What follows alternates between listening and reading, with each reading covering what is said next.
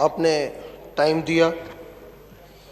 मालिक दर मेरा यही अरदास कि इस मुल्क के ऊपर रहम हो। मैं आज 16वां दिन है और कोविड को सफ़र करके और आज आपके सामने हूँ और मैं अपना एक्सपीरियंस ज़रूर इस हवाले से शेयर करूँगा कि जो ये वबा जो इस दुनिया में आई है और हमारे मुल्क के अंदर भी जो चल रही है, मैं अपने इस बीमारी में इस एक्सपीरियंस से कैसे गुज़रा हूँ। आज फिर भी मैं अपने मालिक का शुक्रगुज़ार हूँ कि उनकी रहमत से आज आपके सामने दोबारा यहाँ पे खड़ा हुआ हूँ। ये भी मालिक की मेहरबानी है, नहीं तो इंसान बहुत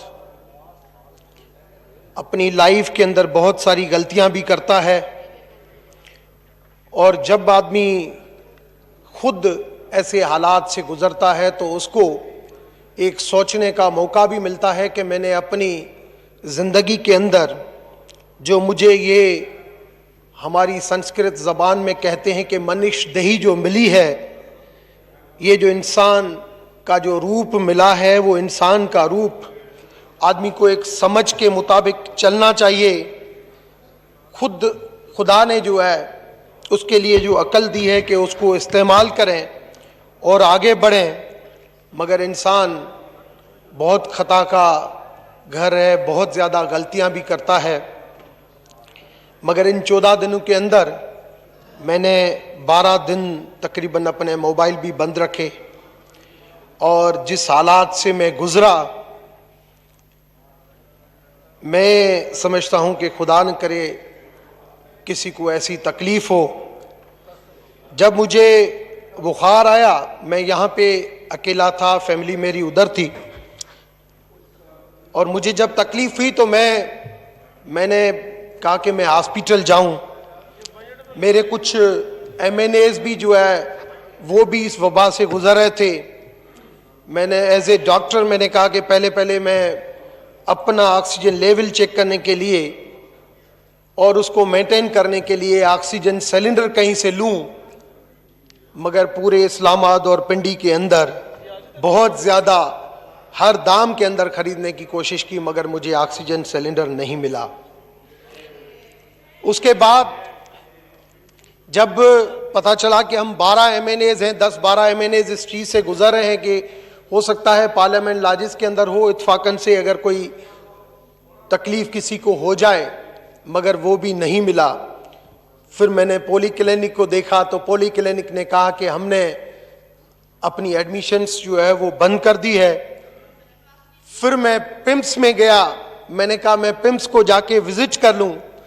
जब मैं पिम्स में गया वहाँ पे मैंने हालात देखी, मैंने कहा नहीं, यहाँ तो मैं और बीमार हो जाऊँगा। उसके बाद मैंने ठान लिया कि मैं अब अपने घर के अंदर अपना इलाज करूँगा और टेक केयर अपना खुद करूँगा। मैं समझता हूँ कि ये कोविड या कोई भी नेशनल डिज़ास्टर हमारे मुल्क के अंदर, मेरी इस लाइफ के अंदर जब भी मैंने हिस्ट्री में देखा है, पढ़ा है, या जब भी ऐसा कोई नेशनल डिज़ास्टर आया है, हम कभी भी उसको कंट्रोल करने के लिए हम काबिल नहीं होते हैं। और वो कसूर किसी एक हुकूमत के ऊपर डालना, मैं समझता हूँ ये बिल्कुल मुनासिब नहीं है। आप 2002 से मैं भी मुख्तलिफ टाइम से देखता आ रहा हूँ कि कहाँ पे कितना काम हुआ है, मगर मैं आज इस नतीजे के ऊपर ज़रूर पहुँचा हूँ कि खुदारा ये जो बार बार कहा जाता है कि हमारे लिए कौम जो हमारे लिए दुआ करे, मैं समझता हूँ दुआ जो है वो कहने के साथ नहीं होती है, दुआ दिल के साथ होती है। जो आदमी के जो अमाल होते हैं वही उसके लिए सब कुछ होता है। जो आदमी अपनी रोज़मर्रा की ज़िंदगी के अंदर जो अच्छे काम करता है वही उसके काम आते हैं। तो हमें अपनी हेल्थ फैसिलिटी के हवाले से हमें सोचना पड़ेगा कि कैसे इसको हम बेहतर करें। और दूसरा, मैं कोविड के हवाले से 1 मिनट ये भी बात करूंगा कि हमारी जो सिस्टम है एनसीओसी का, अच्छी बात है कि हमारे पास डेटा होनी चाहिए। जब तक हमारे पास डेटा नहीं होगी तब तक हम उस तरीके से, उस हवाले से प्लानिंग नहीं कर सकेंगे। मगर ये डेटा बार बार टीवी के ऊपर ब्रेकिंग न्यूज बनना, ये और ज्यादा पेशेंट के लिए जो है वो टेरिबल होती है, जो टेंशन में डालती है। मैं समझता हूं कि इन चीजों से अवेयरनेस बिल्कुल होनी चाहिए कि अब दुनिया इस नतीजे के ऊपर पहुंची है कि कहीं न कहीं जहां पे ज्यादा से ज्यादा ये बीमारी हो वहां पे आप स्मार्ट लॉकडाउन करें, मगर आप अपनी एक्टिविटीज को एसओपीज के साथ आप स्टार्ट करें। तो एसओपीज के साथ स्टार्ट होनी चाहिए, उसके लिए अवेयरनेस होनी चाहिए। मगर आप बार बार पैनिक ये नहीं फैलाएं कि आज इतने पेशेंट आ गए। ये आप डेटा बिल्कुल कलेक्ट करें, आप उसके ऊपर प्लानिंग बिल्कुल करें, मगर ये कि आज इतने बंदे मर गए, क्योंकि मैं समझता हूं कि वो जितना पेशेंट के लिए, क्योंकि एक पेशेंट तो एक कमरे में आइसोलेट होकर होता है और दूसरा टीवी के ऊपर जब ये चीजें चलती हैं और ज्यादा उसके ऊपर जहनी प्रेशर बढ़ जाता है, जिसकी वजह से खुदारा ये मीडिया जो है और हमारे जो इदारे हैं वो कम से कम इन चीजों से परहेज करें। आज एक स्पीकर साहब ने रूलिंग दी, मैं समझता हूं वक्त की जरूरत है ये कि अब इस असेंबली के डेकोरम को मेंटेन करते हुए आप एक रेसिप्रोकल रेस्पेक्ट के साथ आगे बढ़ें।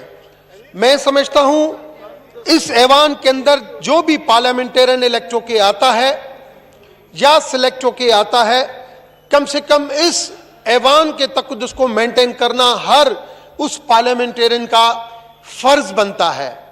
कम से कम हम हर तरफ से ऐसे जो अल्फाज इस्तेमाल करते हैं, कम से कम 1-2 मरतबा बगैर किसी तफरीके, चाहे वो गवर्नमेंट से हो चाहे वो अपोजिशन पे से हो, अगर स्पीकर साहब एक मर्तबा ऐसे लोगों को अगर सस्पेंड कर दे तो मैं समझता हूं कि कभी भी कोई भी ऐसी नालिबाज जबान इस्तेमाल यहां पे नहीं करेगा।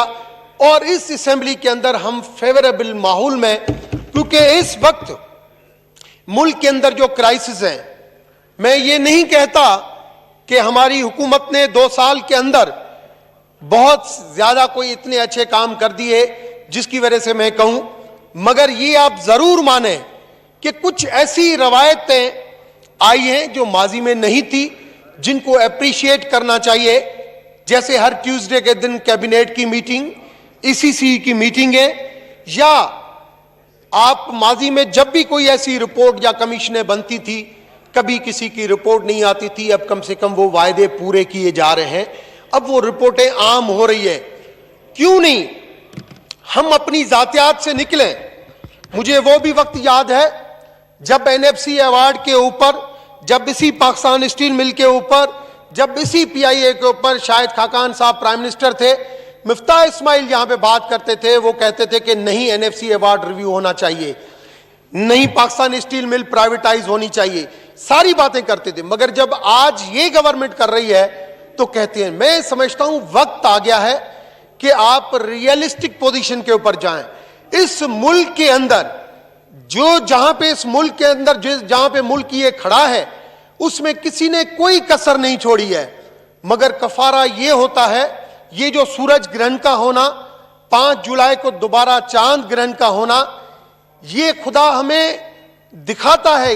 ये कोविड का आ जाना, साइंस को इस तरीके से पीछे छोड़ के इस तरीके से इस बीमारी ने उस सुपर पावर जैसे मुल्कों को हिला देना, मैं समझता हूं हमें सोचने के ऊपर और हमारी रोजमर्रा की जिंदगी के ऊपर हमें यह सोचना चाहिए कि हम कम से कम अपनी इस लाइफ के अंदर कफारा करने के लिए, हम इन गलतियों को सुधारने के लिए, इन गलतियों को ठीक करने के लिए, हम अपने मुल्क की जो धरती मां होती है उसकी खिदमत करने के लिए इस वक्त जो हाकिम है, मैं समझता हूं अगर सिंध के अंदर मुराद अली शाह की गवर्नमेंट है, पीपुल्स पार्टी गवर्नमेंट है, उसकी उतनी इज्जत करनी चाहिए जितनी इज्जत आपको फेडरल गवर्नमेंट की करनी चाहिए, क्योंकि ये वक्त अब हमसे तकाजा करता है कि ये चोर और डाकू, नाहल और नालायक के अल्फाज अब खत्म होने चाहिए।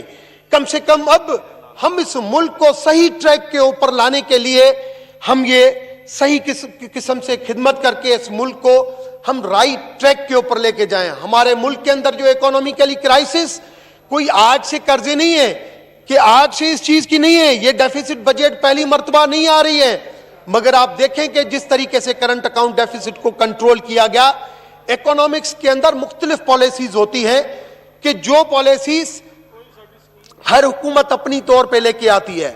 मैं समझता हूं कि सही ट्रैक के ऊपर मुल्क की खिदमत करने के लिए, और जो माजी की गवर्नमेंटों ने भी जो गलत काम, अगर उनसे कुछ गलतियां हुई हैं तो वो भी इस वक्त, मगर रेस्पेक्ट हर तरफ से होनी चाहिए। मैं एक मिनट बात करूंगा, बार बार जिक्र आता है हिंदुत्व का। मैंने माजी में भी सितंबर 2019 में लिखा था कि हिंदुत्व कोई मजहब नहीं है, हिंदुइज्म, सनातन धर्म, हिंदू धर्म मजहब है, वो एक सोच है। अगर बुद्धिज्म के लोग जो अमन पसंद लोग हैं, मगर रोहिंग्या के मुसलमानों के साथ अगर वो जुल्म करते हैं, इसका मतलब ये नहीं है कि बुद्धिज्म ऐसा है। इसी तरीके से अगर कोई आके किसी स्टेट के अंदर कोई धमाके करता है और वो वहां पे कलमा पढ़ता है, इसका मतलब ये नहीं है कि इस्लाम को टेररिज्म से रिलेट किया जाए। मैं समझता हूं वो चंद लोगों की वो सोच है, जो सोच तकबर की वजह से, गलत सोच की वजह से वो आके चाहे फलस्तीन में जुल्म कराती है, चाहे कश्मीर में जुल्म कराती है। ये तकबर की निशानियां हैं। ये हुक्मरान के ऊपर जब खुदा नाराज होता है तो ऐसे ही खुदा उनसे डिसीजन कराता है और उसके लिए जगहसाई होती है। मैं हिंदू धर्म के अंदर एस्ट्रोलॉजी के ऊपर यकीन रखता हूं। मैं समझता हूं कि जो एस्ट्रोलॉजी है वो आज भी ये कहती है कि हिंदुस्तान के अंदर नरेंद्र मोदी की जो इस वक्त जो पॉलिसीज हैं वो हिंदुस्तान को पीछे धकेल रही है। सुपर पावर अमेरिका इस वक्त पीछे जा रहा है, ये एस्ट्रोलॉजी कहती है।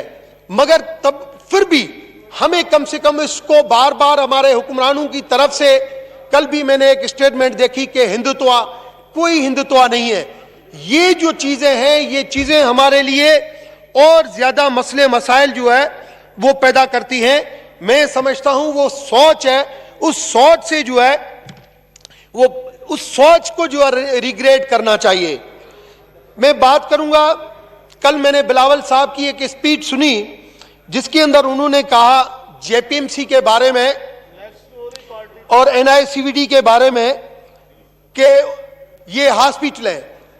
1-1.5 साल पहले ये सुप्रीम कोर्ट का डिसीजन आया था। कोई फेडरल गवर्नमेंट को शौक नहीं था कि इन हॉस्पिटलों को लिया जाए।